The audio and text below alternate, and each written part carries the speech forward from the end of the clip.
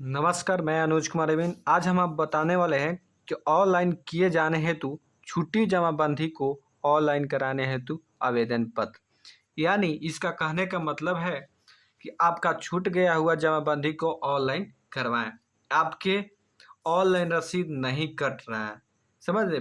आपका एक हाथ से लिखा हुआ रसीद आता था, उस पर ऑनलाइन मतलब उस तरह का हाथ से लिखा हुआ फॉर्म और मतलब रसीद कट रहा है, और लेकिन ऑनलाइन रसीद नहीं कट रहा है, नेट पर शो नहीं कर रहा है। ठीक ना? तो आप इसके लिए आपको नेट पर शो करे, ऑनलाइन आपको दिखे, तो इसमें राजस्व महाअभियान में जुड़कर आपका इस तरह का फॉर्म भरकर, एक फॉर्म देखिए इस तरह का फॉर्म है, इसको फॉर्म को भर कर देखिए, ये 9 डॉक्यूमेंट लगेगा। कोई कि आपका डॉक्यूमेंट मिल जाए तो आप लगा के इस फॉर्म को, मतलब 9 में से एक दो फॉर्म चाहे दो को, 9 में से 9 एक ही दो डॉक्यूमेंट। और कौन कौन डॉक्यूमेंट वाले हैं, आपको कैसे कैसे भरना है, ये हम आपको बताने वाले हैं आज। चलिए, जब मतलब रसीद ऑनलाइन नहीं कट रहा है, पुराना ही कटा हुआ हाथ से है और नेट पर नहीं शो कर रहा है, उसके लिए फॉर्म है। ठीक ना भाई? और जाके राजस्व जमा कर दे, जो 20 सितंबर तक चलने वाला है। ठीक, चलिए, अंचल अधिकारी आप जहाँ आपका अंचल होगा, वहाँ अंचल का नाम भर दीजिएगा। ठीक ना मेरे भाई? चलिए, ये विषय देखिए, ऑनलाइन किए जाने हैं तो छुट्टी और जमाबंदी को ऑनलाइन कराने हैं तो आवेदन पत्र देख रहे, समझते हैं? उसी प्रकार है। यहाँ अपना हल्का भर दीजिएगा। हल्का का मतलब है पंचायत भी हो सकता है, पंचायत के नाम, या हल्का भी चेंज हो रहता है, समझे? क्या होता है कि पहले पंचायत कोई और था, अब पंचायत से हट कर हम दूसरा कट के दूसरा नया पंचायत बना ले, तो इस रीजन में आपका हल्का दूसरा होगा, पंचायत दूसरा है ना, तो अधिकांश पंचायत के नाम ही वाला ही हल्का रहेगा। ठीक ना? आपका जैसे कुछ जहाँ रहे आप वहाँ भर लीजिएगा हल्का। ठीक ना? वो पुराना वाला रसीद में आपको मिल जाएगा इस तरह से। मोजा का नाम भरिएगा। देखिए, मोजा का कॉलम सबसे इतना छोटा है कि आप भर ही नहीं पाइएगा। ठीक ना? इतना छोटा मोजा का है, तो क्या कीजिएगा ना, ठीक ना, तो इस तरह से करके यहाँ अपना मोजा का नाम लिख दीजिएगा। ठीक ना? इस तरह से अपना मोजा का नाम यहाँ पर लिख दीजिएगा। ठीक, थाना संख्या, जो आपका थाना संख्या होगा वो आप थाना संख्या भर जाएगा। कहाँ थाना संख्या की रसीद पर ही, पुराना वाला रसीद पर मिल जाएगा। ठीक, चलिए, जमाबंदी संख्या लिख दीजिएगा, या पुराना रसीद तो हो तो जमाबंदी संख्या आपको मिल जाएगा, पुराना हाथ से लिखा हुआ, तो वो जमाबंदी संख्या आपको देखिए रसीद में कुछ न कुछ बाटा रहेगा, 26/5, अच्छा इस तरह से रहता है, 26/5, इस तरह से जमाबंदी संख्या आपको दिखेगा। तो जमाबंदी संख्या आप लिख दीजिएगा, दोनों में मतलब दो नहीं भर लिखना है, एक ही भरना है, बता रहे। वैल्यू संख्या कोनो के 1 रहता है, 2 रहता है, 6 रहता है, इस तरह से वैल्यू संख्या रहता है।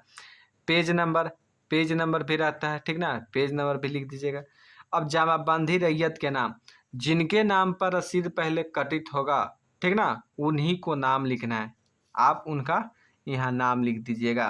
मान लीजिए कि इतना में नहीं हट रहा तो आप यहाँ लिख दीजिएगा, जिनके नाम पर आपका रसीद कटित होगा उनका नाम लिख दीजिएगा। ठीक ना? ठीक, ये लिख दिए, जमाबंदी जिनका नाम पर कट रहा है उनका नाम लिख दीजिए। ठीक ना? छोड़ दीजिए, यहाँ पता लिख दीजिएगा। ठीक है ना?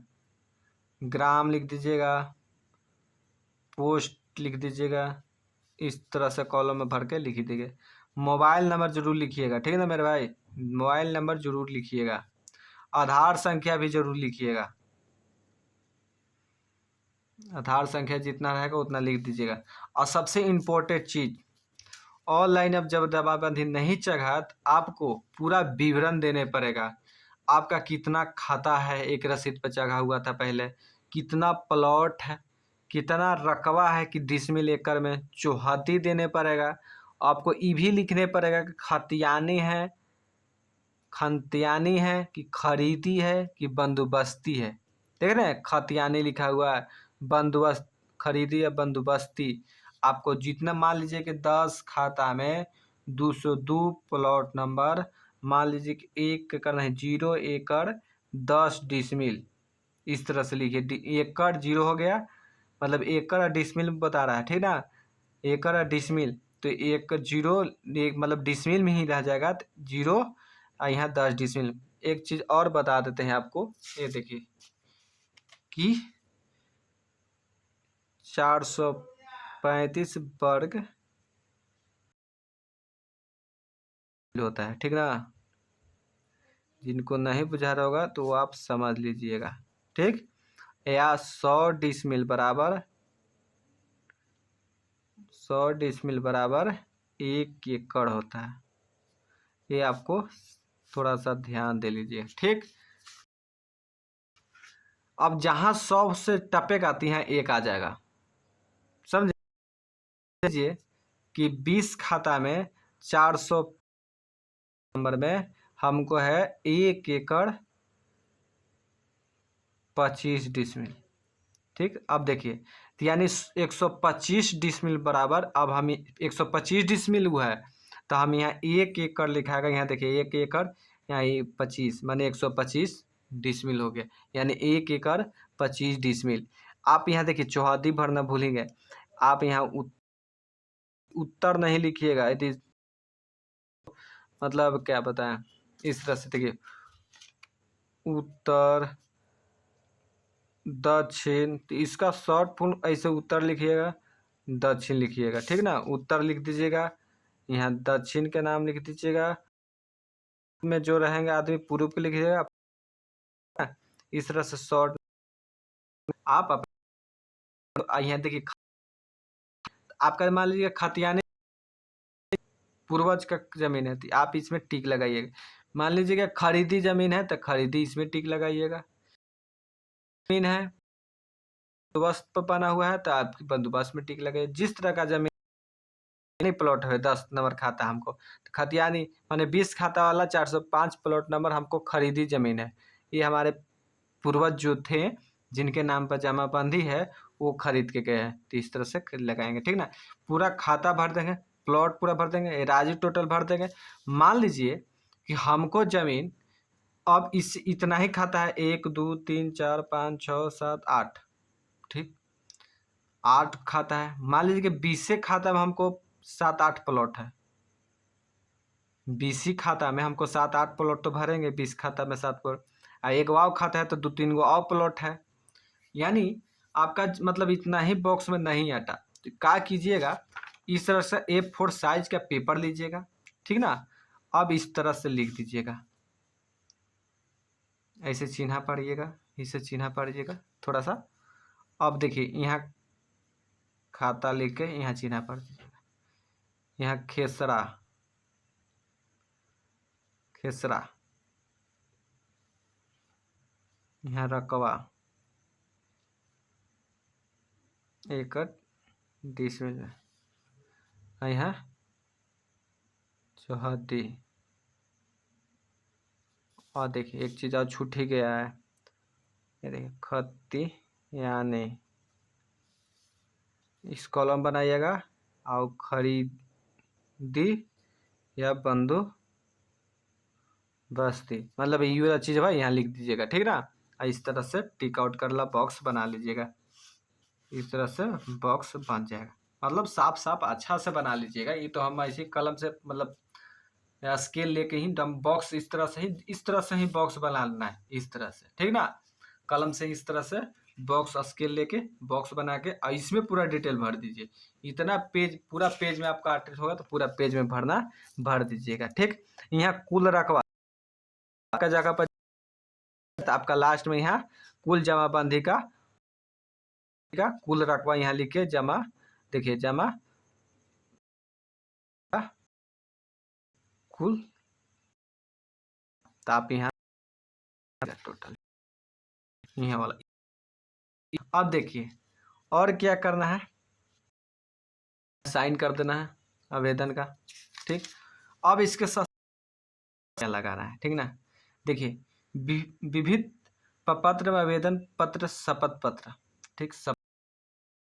शपथ पत्र देखिए ये है स्व अभिप्रमाणित शपथ पत्र, इस तरह का।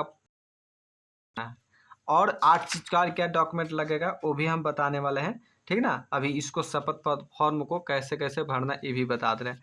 आप अपना नाम लिख दीजिएगा, देखिए, जिनके नाम पर जमाबंदी खुल रहा है, जो आप भर रहे हैं, आप जो भर रहे हैं वो अपना नाम लिख लीजिएगा।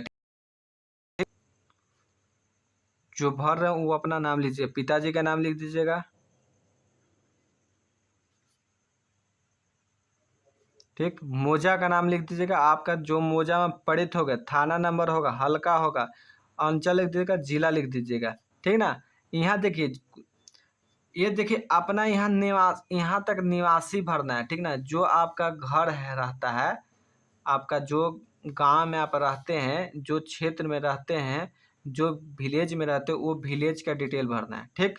अब देखिए, इतना इतना चीज में आप भर दे, अब इतना में आपका जो क्षेत्र में जमीन पड़ता है उसके लिए फॉर्म भरना है।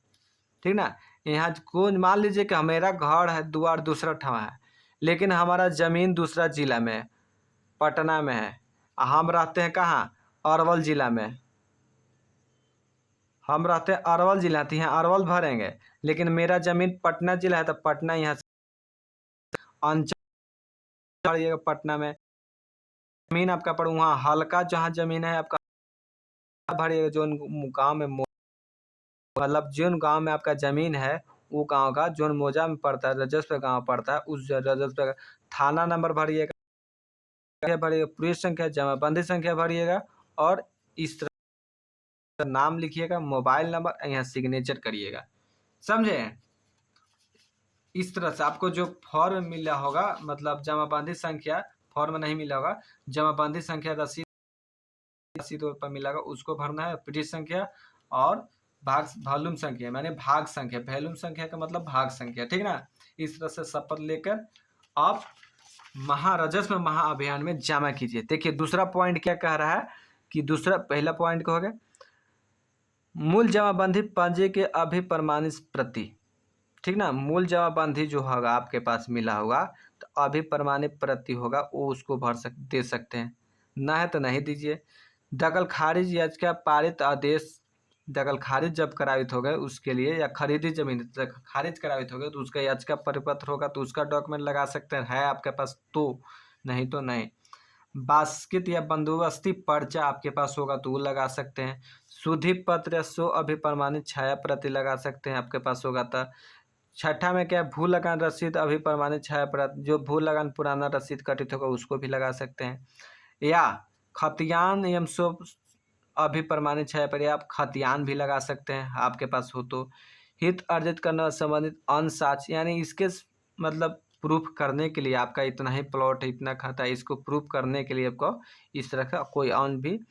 मिनजुबला रकबा के मामले में प्रति नापी, मान लो मिनजुबला मतलब पूरा गोतिया के मिला के आपके मिला जुला जमीन है, एक प्लॉट में, एक दो प्लॉट के, चार प्लॉट के एक प्लॉट बनाया हुआ है मिनजुबला, तो उसका नापी प्रति रहेगा तो आप लगा सकते हैं। इन दस्तावेज के अलावा कोई भी अन्य दस्तावेज के साक्ष्य के रूप में हो तो जमा करें।